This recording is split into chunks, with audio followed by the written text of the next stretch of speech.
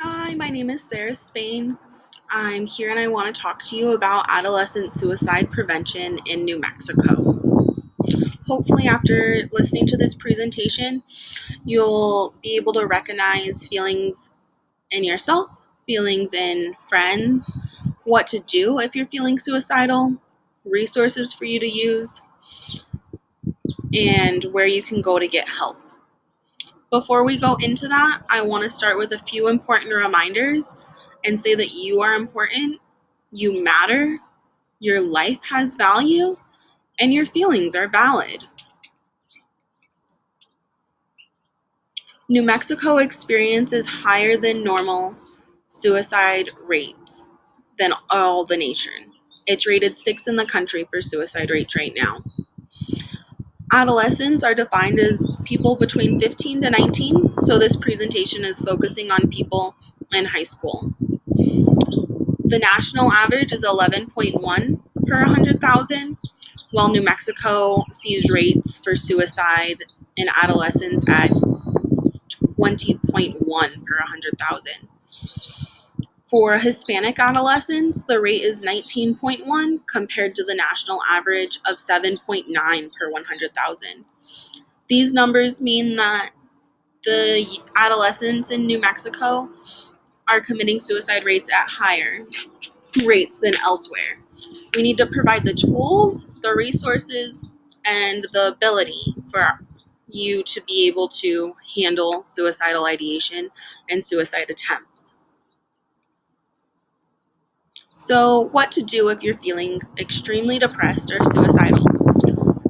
The first things first is it's important to recognize that it's okay to be feeling that way.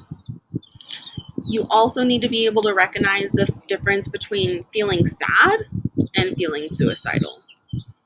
You want to let somebody know. You want to talk about how you're feeling with a friend, a parent, a teacher, a counselor, someone who works for a crisis line, or even someone who's just nearby. You need to establish that you're not alone and there's someone there for you to listen to you. You also want to have a safety plan ready in case you're feeling suicidal. I've provided some resources for crisis lines that you can contact. The national crisis line number is here, and they also have a line if you're a Spanish speaker. The Goya Crisis Center is a peer warm line located in Albuquerque, but can be used by anybody in the state. We have New Mexico Crisis and Access Line, which you can talk to a peer or you can talk to a licensed counselor. And then you have a text line in case you don't feel like talking on the phone. You can always text someone and let them know that how you're feeling. I mentioned a safety plan in the previous slide, and I want to go over what that means. A safety plan is something that you should create when you're feeling okay. You don't want to create the safety plan when your emotions are extremely high.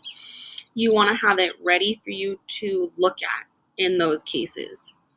So the first thing you want to do is you want to write down all of your warning signs. And this is unique to each of us. This could be isolating yourself, hanging out in your room, not talking to people as much, feeling like you're a burden, or partying more, using more drugs and alcohol. Whatever it is, write it down. The next thing you want to do is identify activities that you enjoy that you can use to distract yourself.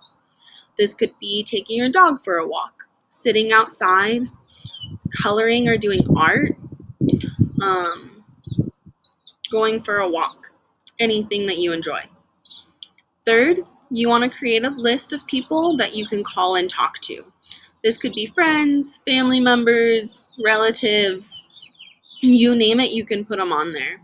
You don't have to talk to them about anything in particular, but it's just important that you're making a connection with someone else. Number 4, you want to get rid of things that could be used to harm yourself or remove yourself from the place that they are.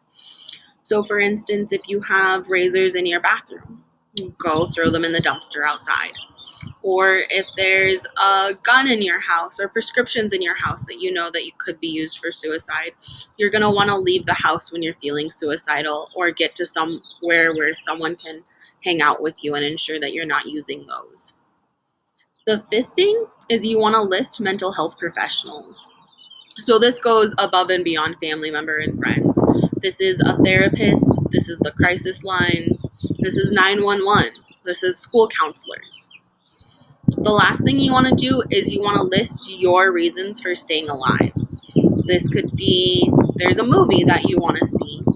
You don't want to leave your siblings behind. Your dog will miss you.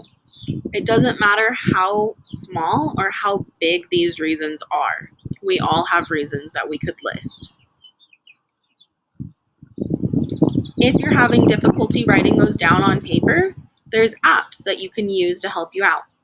My 3 and Suicide Safety Plan will help you establish your own warning signs, create a plan, establish coping strategies, and connect you to local resources.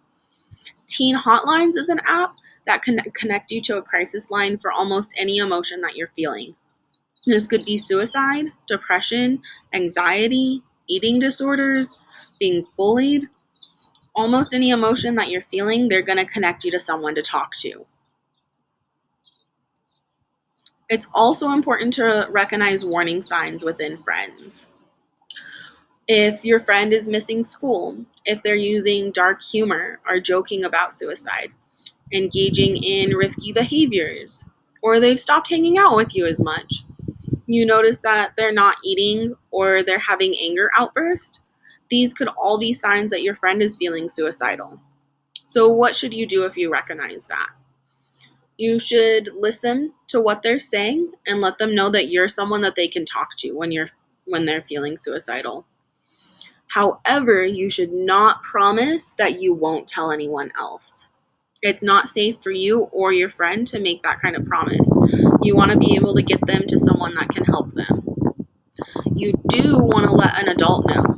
This could be your parents, their parents, a teacher, a counselor, any other responsible adult in your life. You want to let them know. You can ask them if they want to talk to an adult right now, or call a crisis line and talk about their emotions. If they're actively feeling suicidal, try not to leave them alone. Also, if you feel like there's an immediate risk, don't be afraid to call 911. It's easier to get help before something happens than after the fact. I hope that this presentation helped you recognize warning signs within yourself, warning signs within your friends, gave you some tips on what to do if you're feeling suicidal, and provided you with some resources that you can reach out with. Remember, you're not alone in life, even when it feels that you are. There's a million people that want to help you, and you just have to reach out to one of them. Thank you.